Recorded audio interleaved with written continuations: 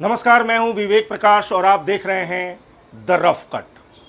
The rough cut यानी कि जो भी स्टोरी हम आपको बताने जा रहे हैं, जो कहानी आपको बताने जा रहे हैं, जो आपके सामने मीडिया के जरिए आ रही हैं, आप अखबारों में पढ़ रहे हैं या किसी तरीके से टीवी चैनलों के जरिए आपकी जानकारी में आ रही है, दरअसल उसके पीछे की कहानी क्या है, उसके पीछे कौन कौन सी स्क्रिप्ट के तहत वो सारा काम हुआ है, कोई साजिश रची गई है या उसके पीछे की अंदर खाने की तह तक की कहानी क्या है, उसकी जानकारी हम आपको इस चैनल के जरिए देंगे। तो आइए आज बात करते हैं एक बार फिर जो मामला इस वक्त पूरी मीडिया में उछला हुआ है, यानी कि कानपुर के बिकरू हत्याकांड की और उसके बाद उसके मुख्य आरोपी विकास दुबे के एनकाउंटर की। अब इसमें एक नया मोड़ आया है।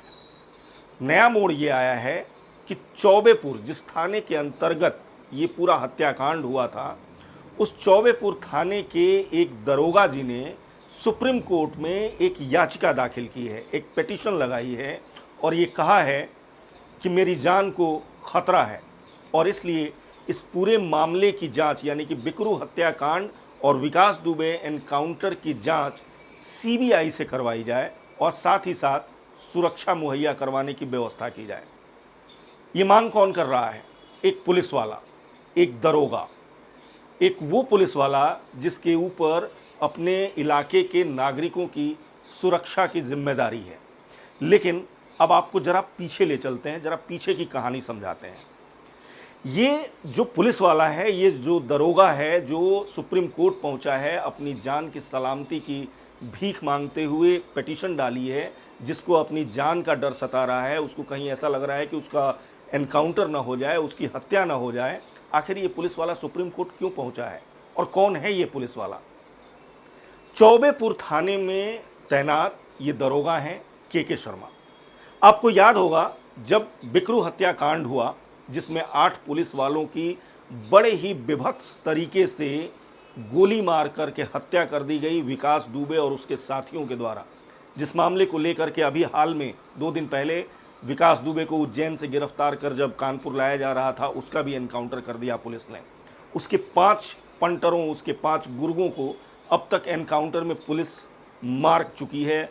उन लोगों की एक तरीके से पुलिस ने उनको पकड़ा और किसी न किसी वजह से उन्होंने भागने की कोशिश की, जो पुलिसिया कहानी है, और उसके बाद उनका एनकाउंटर हो गया। पुलिस ने उनको एनकाउंटर में मार गिराया। जो मुख्य किरदार था इस पूरी कहानी का, विकास दुबे, उसका भी एनकाउंटर हो गया है, उसको भी मार गिराया है पुलिस ने। कई राज, कई कहानियाँ, कई चीज़ें, कई बातें सामने जो आ सकती थी, विकास दुबे के एनकाउंटर के बाद वो ऐसा लग रहा था कि दब जाएंगी। लेकिन नई नई कहानियाँ, नई नई बातें आ रही हैं जिससे ये साबित होता है या जिससे ये लगता है कि ये मामला इतनी जल्दी दबेगा नहीं और वो नकाबपोश चेहरे आज नहीं तो कल सामने ज़रूर आएंगे। क्योंकि ये जानकारी है, एक इन्फॉर्मेशन है कि विकास दुबे से पुलिस की टीम ने काफ़ी कुछ जानकारी हासिल कर ली थी। उसके बाद जो कुछ हुआ, उसका एनकाउंटर हुआ, उस सवालों के घेरे में है। कई सारे सवाल हैं, उन सवालों पे हम बाद में चर्चा करेंगे, बाद में आपको बताएंगे।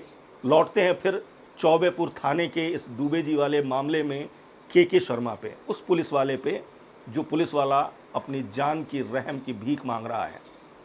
दरअसल ये पुलिस वाला संदेह के घेरे में है उस मामले को लेकर। इस पर आरोप है, एक तरीके से संदेह किया जा रहा था पुलिस के द्वारा ही, पुलिस टीम पर ही संदेह था ये कि जो बिकरू हत्याकांड हुआ, उस वक्त जब पुलिस दबिश डालने गई थी विकास दुबे के अड्डे पर, उसके घर पर, तो 2 पुलिस वालों ने विकास दुबे के पास पूरी जानकारी मुहैया कराई। विकास दुबे को पूरी ये इन्फॉर्मेशन दी गई कि पुलिस के कितने लोग बिकरू गांव में पहुंच रहे हैं दबिश डालने के लिए और कौन कौन आ रहा है।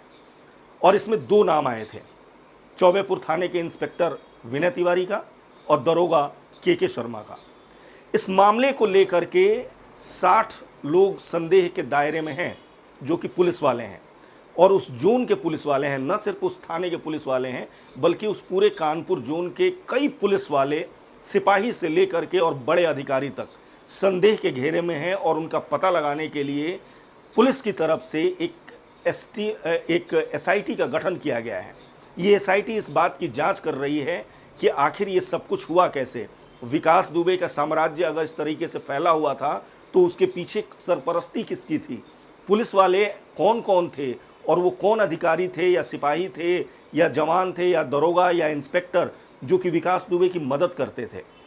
इन सब चीज़ों की जानकारी के लिए पुलिस ने एक एसआईटी का गठन किया है, और इन्हीं सारी चीज़ों को लेकर के और उसको चैलेंज करते हुए के शर्मा जो खुद संदेह के घेरे में हैं, वो सुप्रीम कोर्ट पहुंचे हैं, पेटिशन डाला है और ये कहा है कि इस पूरे मामले की जांच, चाहे वो बिकरू हत्याकांड हो, चाहे वो विकास दुबे हत्याकांड, ये सब सवालों के घेरे में हैं, इसलिए इसकी जांच सीबीआई से कराई जाए। और मुझे भी जान का खतरा है। तो भैया जान का खतरा है किससे आपको? के शर्मा जी, आप खुद एक दरोगा हैं, पुलिस वाले हैं। अगर आपको जान का खतरा है तो क्या विकास दुबे गैंग की वजह से है? क्या विकास दुबे गैंग के लोग आपको मार डालेंगे?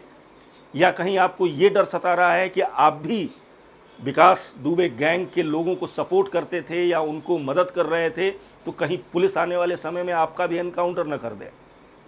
सवाल तो हैं, तो डर लगना लाजमी है।